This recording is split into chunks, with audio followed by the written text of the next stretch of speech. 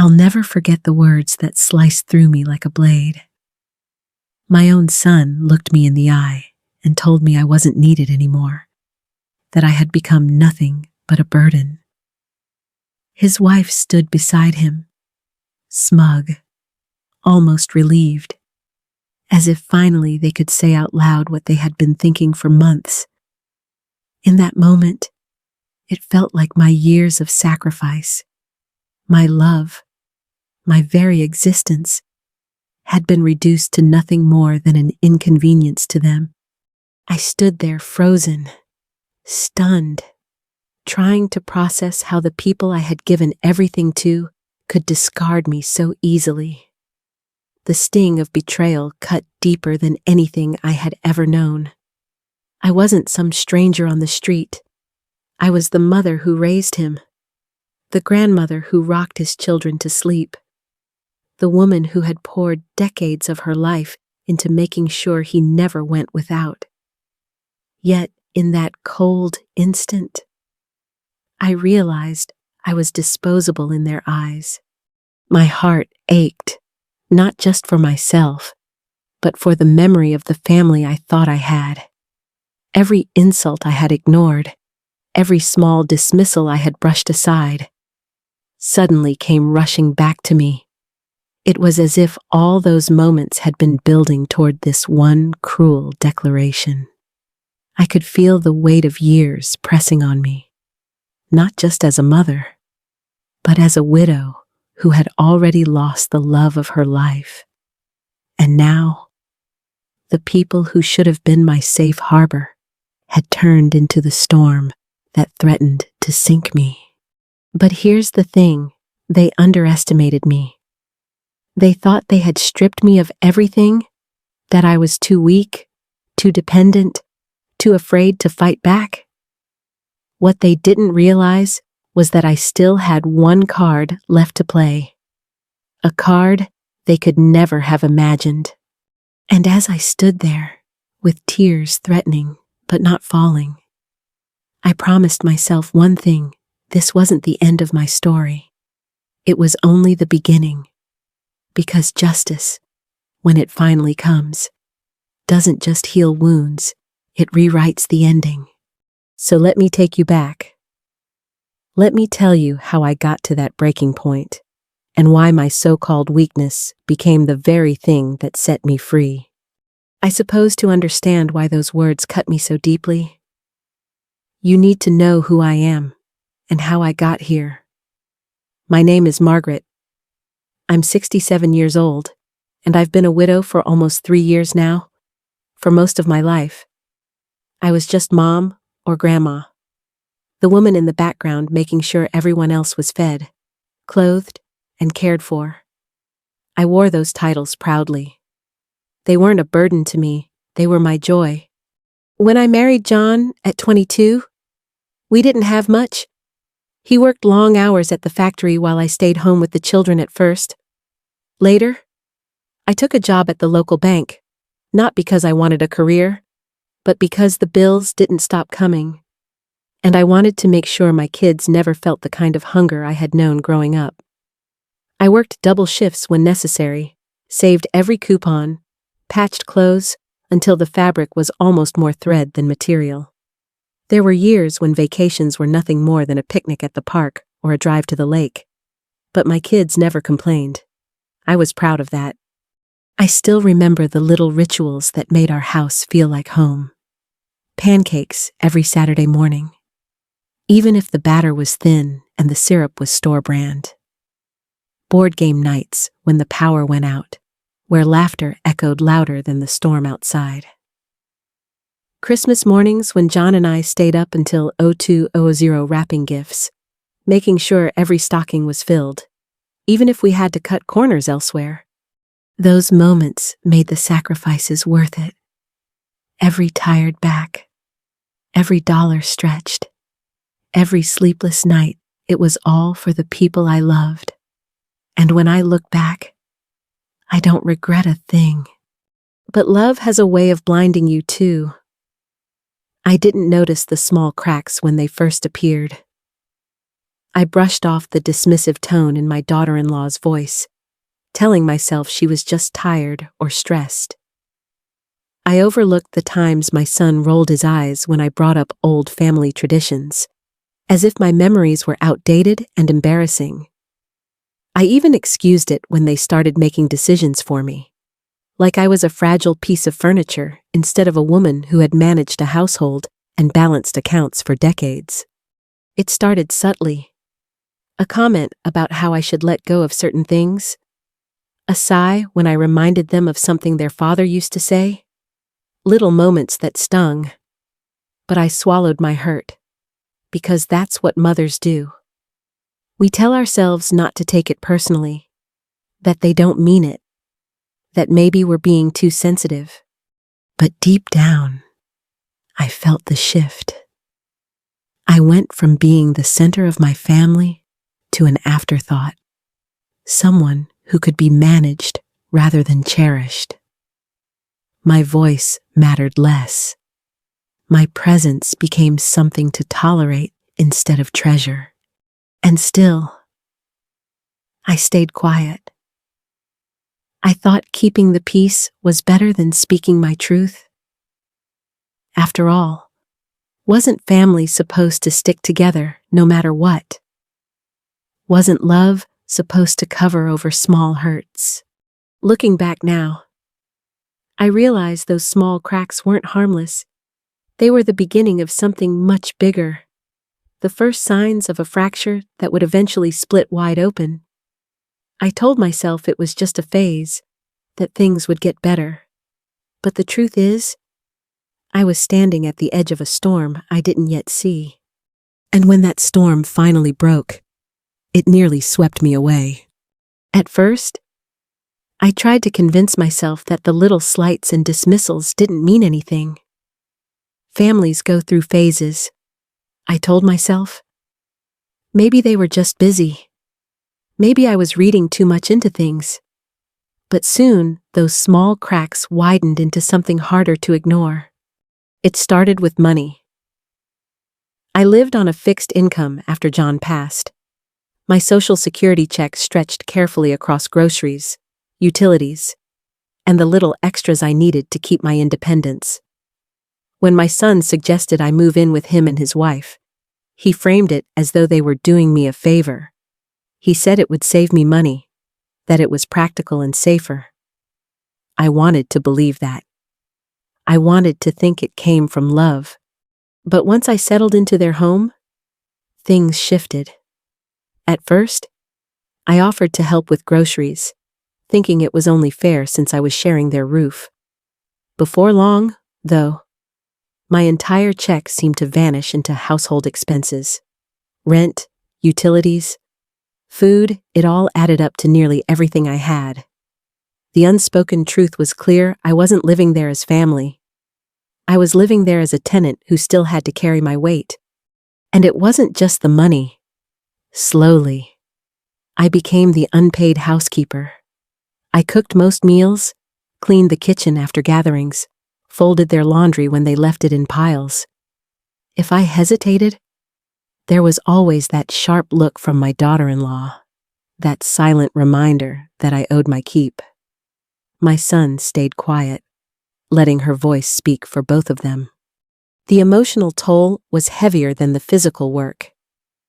I remember one evening when they hosted friends for dinner. I spent the entire day preparing appetizers and tidying the house, only to overhear my daughter-in-law joking to her friend that she had the perfect arrangement, a live-in helper, who even paid them to stay.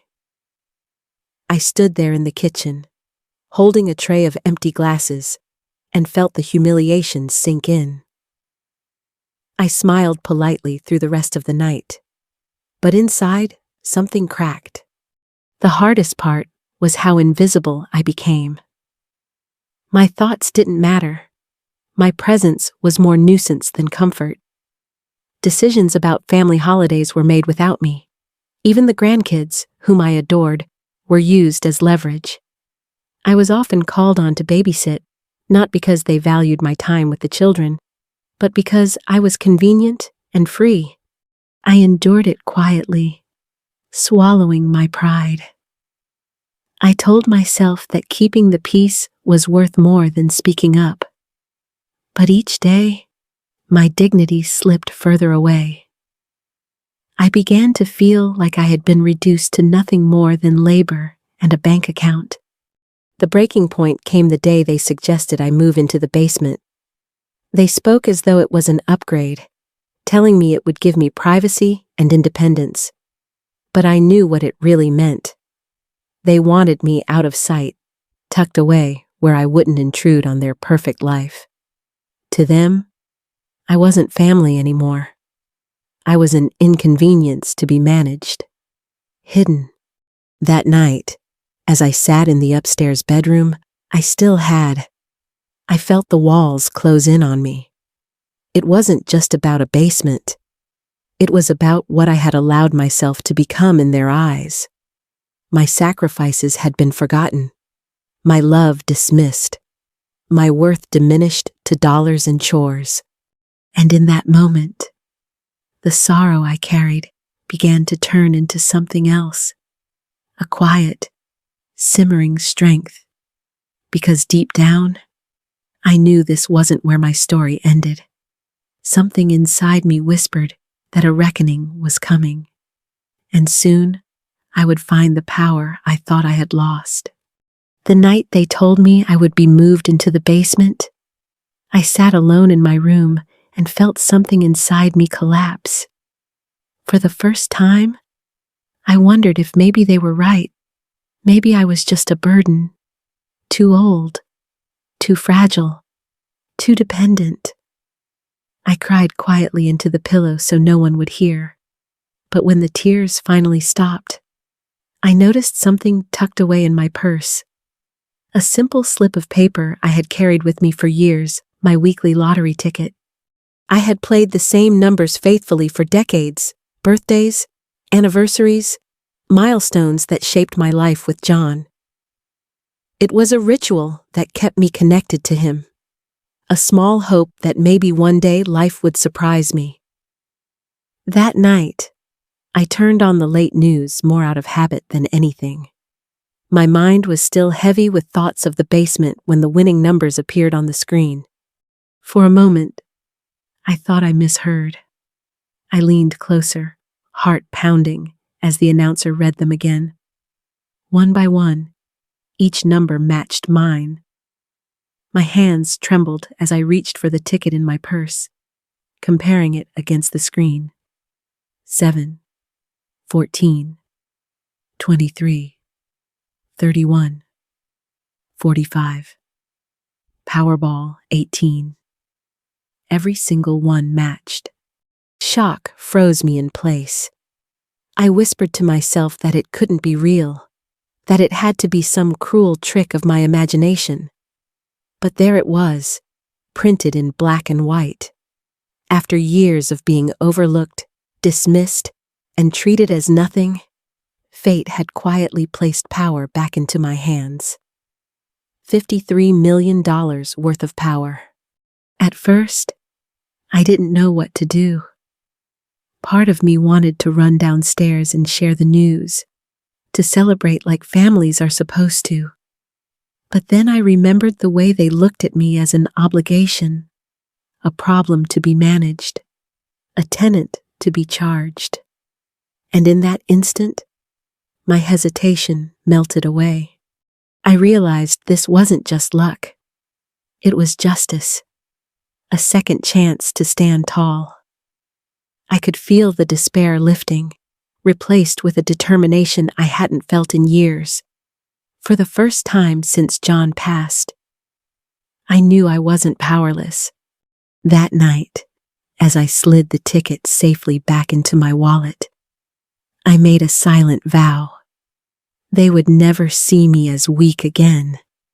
And when the moment was right, I would show them just how strong I could be. In the days after I realized what I held in my hands, I carried myself differently, though I doubt anyone noticed. To them, I was still the same tired woman, trailing behind their schedules and bending to their rules. But inside, I was a storm gathering strength. Every time they spoke about moving me to the basement or hinted at how practical it would be for me to contribute more, I nodded and smiled, all while keeping the ticket tucked safely in my wallet like a secret weapon. I knew I couldn't act on impulse. If there was one thing John always reminded me, it was that strength is most effective when it's measured, not wasted in bursts of anger. His voice came back to me in those quiet nights, telling me to hold steady, to think 3 steps ahead. So, that's what I did. The first thing I did was seek counsel. I called on David, the lawyer John and I had trusted for years, the man who had helped us write our wills and navigate difficult choices. Sitting in his office, with the blinds drawn against the afternoon sun, I handed him the ticket and watched his eyes widen. He didn't treat me like I was incapable. He laid out the facts what claiming the prize would require, how to protect myself legally, how to make sure no one could manipulate me. For the first time in a long time, I felt like I was being spoken to as a capable adult, not a fragile old woman. I also began documenting everything. Every payment I had made, every grocery bill I covered, every dollar that had gone toward household expenses. I wrote it all down in neat columns, the way I used to balance the family checkbook. With each entry, I felt my confidence grow. This wasn't just about money. This was about proof. Proof that I had been carrying more than my share, even as they tried to make me feel like a burden. All the while, I kept playing the part they expected of me. I cooked dinners, folded laundry, and cared for the grandchildren when asked. I listened to their plans for renovations, their talk of vacations, their dreams of what the future would look like. I let them believe they were in control, that I was quietly fading into the role they had carved out for me. But inside, I was building my case, brick by brick. Each dismissive glance, each demand, each moment of exploitation became fuel. I no longer felt powerless. I felt prepared. By the end of that week, I looked at myself in the mirror and barely recognized the woman staring back. Her shoulders were straighter, her eyes sharper. For the first time in years, I saw not a widow clinging to scraps of respect, but a woman ready to reclaim her dignity.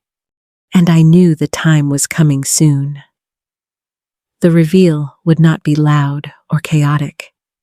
It would be quiet, deliberate, undeniable. The kind of truth that didn't need to shout to shake the ground beneath their feet. I was ready.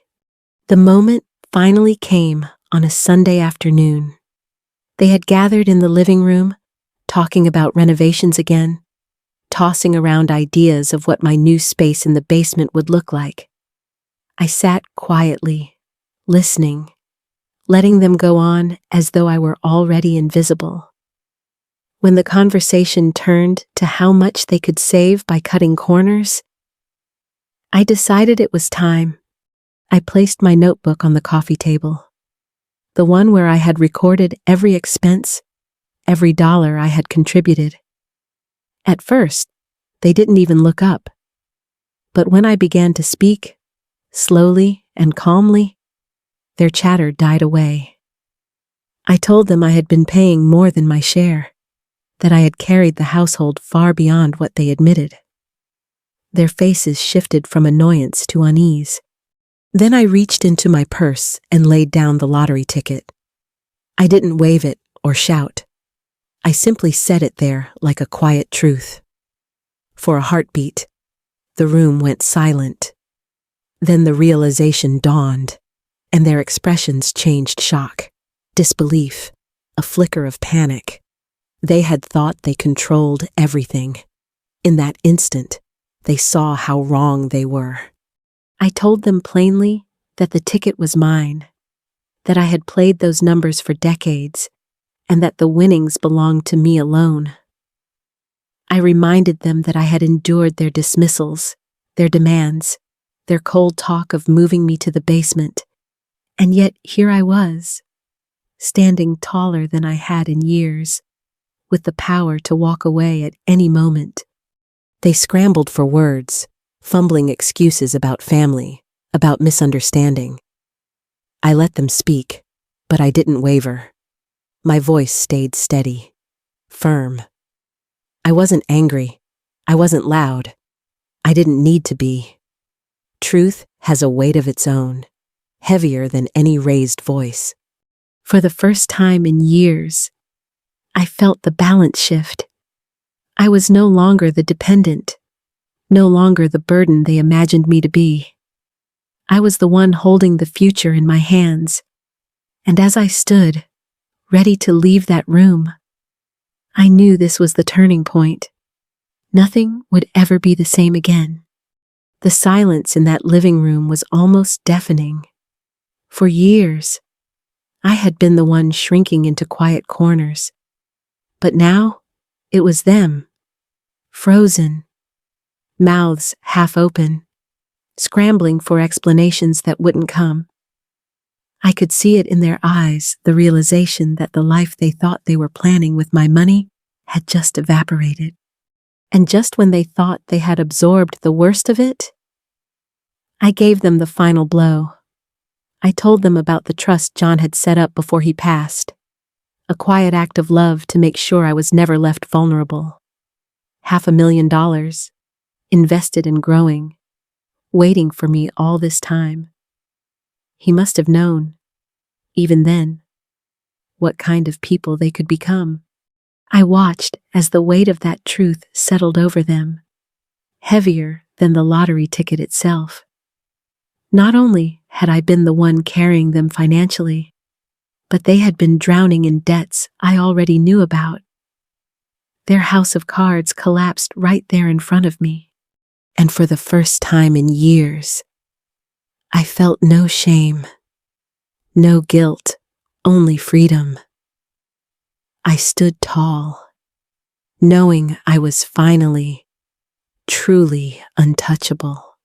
Looking back now, I see the journey for what it was, not just a story about money or betrayal, but a story about dignity.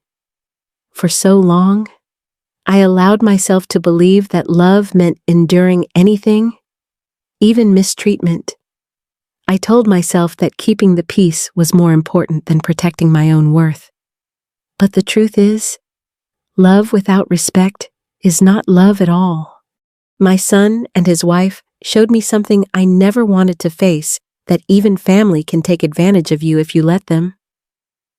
It's a painful truth, but also a freeing one. Because once you see it clearly, you have a choice. You can keep shrinking, or you can stand tall. And standing tall doesn't always mean shouting or fighting. Sometimes it means simply refusing to play the part they've written for you. I think of John often, and how he prepared quietly to protect me, even after he was gone. His love reminded me that boundaries are not selfish. They're a form of survival, of self-respect. And that's the lesson I carry forward. It is never too late to reclaim your dignity. Never too late to draw the line and say, this is where it ends. I share my story because I know there are others out there living in silence, feeling like they have no power, no choice. I want you to hear me clearly, you do. Maybe it doesn't come in the form of a lottery ticket or a hidden trust, but it can come in the strength to say no, to step away, to believe you deserve better. Thank you for listening to my journey. If my story touched something in your heart, I invite you to share your own in the comments. Don't forget to like and subscribe. It helps more stories like this find their way to people who might need them most. And remember, you are stronger than you think, and it's never too late to stand up for yourself.